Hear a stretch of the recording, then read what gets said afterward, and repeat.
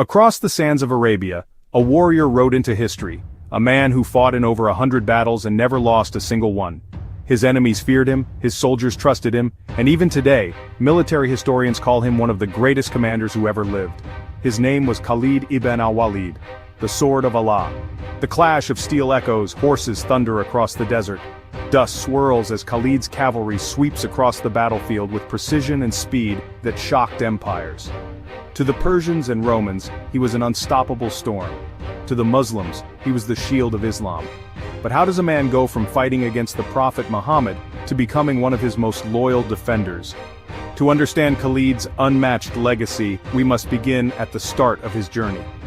Before Khalid became the Sword of Allah, he was the sword raised against Islam. Born into the powerful Quraysh tribe of Makkah, Khalid grew up with privilege and training in warfare. From a young age, he mastered horses, spears, and command. His name was already whispered with respect before he ever set foot on the battlefield. When Islam began to spread, Khalid stood with the Quraysh elite, resisting the new faith. At the Battle of Uhud, his tactical genius turned the tide. Spotting a gap where Muslim archers had abandoned their posts, he launched a devastating cavalry charge, striking the Muslims from behind and leaving the battlefield littered with casualties. But victory brought him no peace. Khalid could not ignore the resilience of the Muslims, beaten, bleeding, yet unshaken. Something in their strength unsettled him.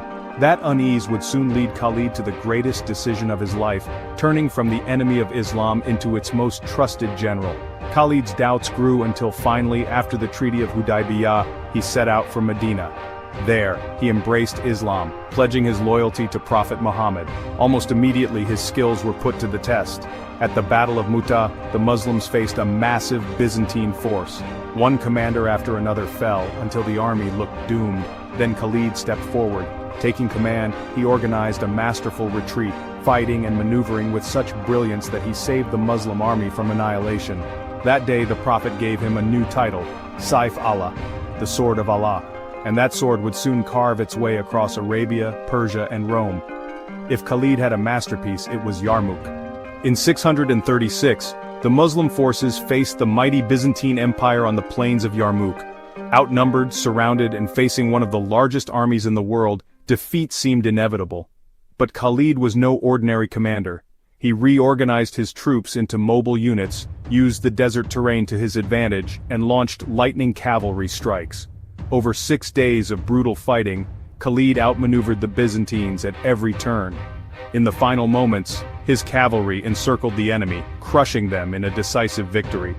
The Battle of Yarmouk broke Byzantine power in Syria forever.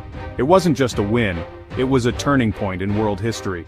But what made Khalid different wasn't just his victories, it was the way he achieved them. Khalid's genius lay in speed, surprise, and psychological warfare.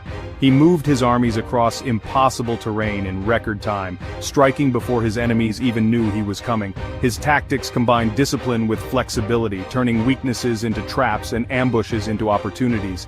He once said, "If you are truthful, you will survive. If you are false, you will perish." His men believed him and they would follow him into the fiercest of battles with unshakable loyalty. Above all, Khalid fought not for power or wealth but for faith.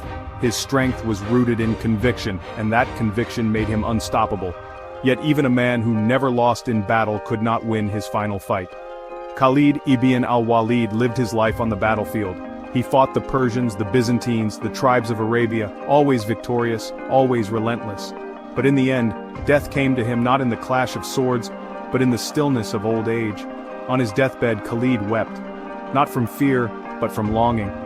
"I fought in so many battles," he said, "and not a place on my body is without a scar. Yet here I am, dying like an old camel." It was the final irony of the Sword of Allah. A man who lived for the battlefield, denied the martyrdom he sought. And yet, his legacy endures. Not in how he died, but in how he lived. Khalid ibn al-Walid remains one of history's greatest generals, feared by empires, loved by his soldiers, and remembered as the man who never lost a battle. If you want more untold stories of war, strategy, and the heroes who shaped history, make sure to subscribe to Green in Battle, where every story brings you to the front lines of history.